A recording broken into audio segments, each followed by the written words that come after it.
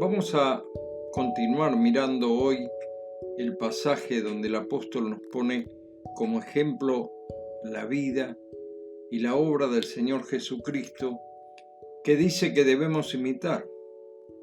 Los hermanos de Filipo, a quienes va dirigida esta carta, tenían ciertos problemas en sus interrelaciones. Y el Espíritu Santo está guiando a Pablo a dejar por escrito estos consejos, que luego serían universales para todos los tiempos, para toda la Iglesia del Señor. Un autor recuerda en este caso al personaje del famoso libro El Peregrino, de Juan Bunyan. Había un cristiano llamado el Señor Firme. Este individuo tenía como gran propósito de su vida en poner el pie donde quiera que viera una huella del Señor en la tierra. Este debería ser el deseo de todo cristiano, seguir a Cristo y andar como Él anduvo. Filipenses capítulo 2, editorial Logoy, Frank Barker. Bueno, este debe ser nuestro sentir al entrar a considerar el gran ejemplo del Señor, el cual, siendo en forma de Dios, no estimó ser igual a Dios como cosa a que aferrarse. Filipenses 2:6. Esta palabra forma merece una explicación. Los comentaristas nos dicen que es una palabra proveniente de la filosofía griega. Es morfe, que denota que al ser que le pertenece, y así permanentemente se identifica con su naturaleza y su carácter. Bues, página 62.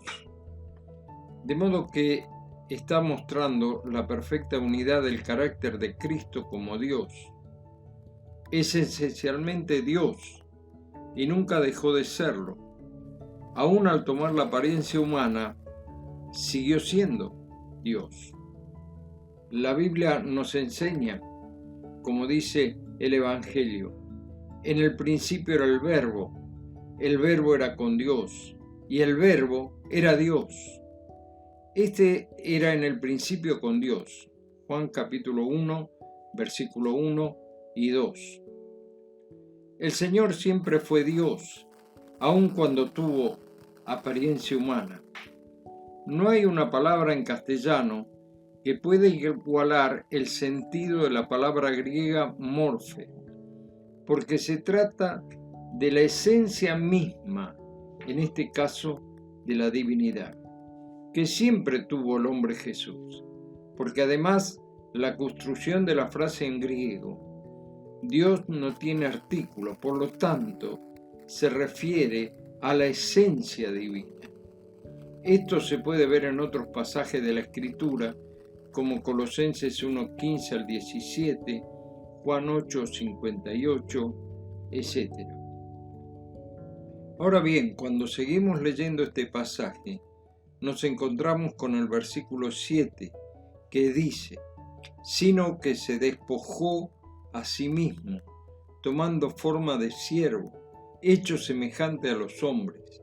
La versión Dios habla hoy dice así: tomó naturaleza de siervo, haciéndose como todos los hombres y presentándose como un hombre cualquiera. Esto expresa el sentido de la palabra forma, que se vuelve a repetir en nuestra traducción, pero en este caso la palabra griega es distinta a la anterior. No se aprecia esta diferencia en la traducción. Aquí la palabra usada original es esquema, o sea, el sentido de apariencia externa. Por eso me gusta más la segunda versión, presentándose como un hombre cualquiera. ¿Recuerdan lo que dice Isaías 53:2? Subirá cual renuevo delante de él, como raíz de tierra seca, no hay parecer en él, ni hermosura. Le veremos más inatractivo para que le deseemos. Es decir, la esencia del hombre Jesús, morfe, era la divinidad misma. Era Dios. con todos sus atributos y no renunció nunca a ellos. Pero por fuera, el esquema era un hombre como cualquiera. Así le vieron sus paisanos. Recuerdan que sus vecinos de Capernaum dijeron que este es el hijo del carpintero. Aquí está toda su familia, nosotros le conocemos desde niño. Este es un vecino nuestro. Y no creyeron en él. Esto es importante que lo tengamos bien en claro. Jesús en su apariencia fue un hombre perfecto, pero en esencia siguió siendo Dios con todos sus atributos de la divinidad. Fue perfecto Dios y perfecto hombre a la vez. Como Dios pudo resucitar muertos, ordenar a Satanás y a sus demonios, perdonar pecados, dar vista a los ciegos, limpiar a los leprosos, etc. Como hombre, tuvo hambre, sed, cansancio, sufrió la incomprensión de los suyos. Recordemos que su familia no creía en él. Jacobo, hijo de José y María, su medio hermano, se unió a los apóstoles después que el Señor se le apareció. Ver 1 Corintios 15, etc. Tengamos siempre presente este tema, porque en realidad es muy importante tener en claro que la divinidad del Señor nunca dejó de ser. Lo mismo que su humanidad durante su encarnación, y una vez resucitado, se mostró a sus discípulos. Como hombre, estaba llevando las marcas de la cruz. Que el Señor nos ayude al pensar en estos dos aspectos de la encarnación del Señor, porque siempre vamos a encontrar con personas que niegan su deidad o no entienden este tema que es vital para nuestra comprensión de su naturaleza y de la obra salvífica de la cruz.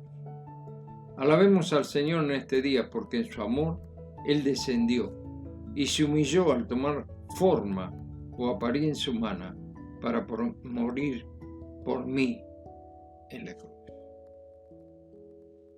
Que el Señor nos bendiga. Será hasta mañana, si Dios quiere.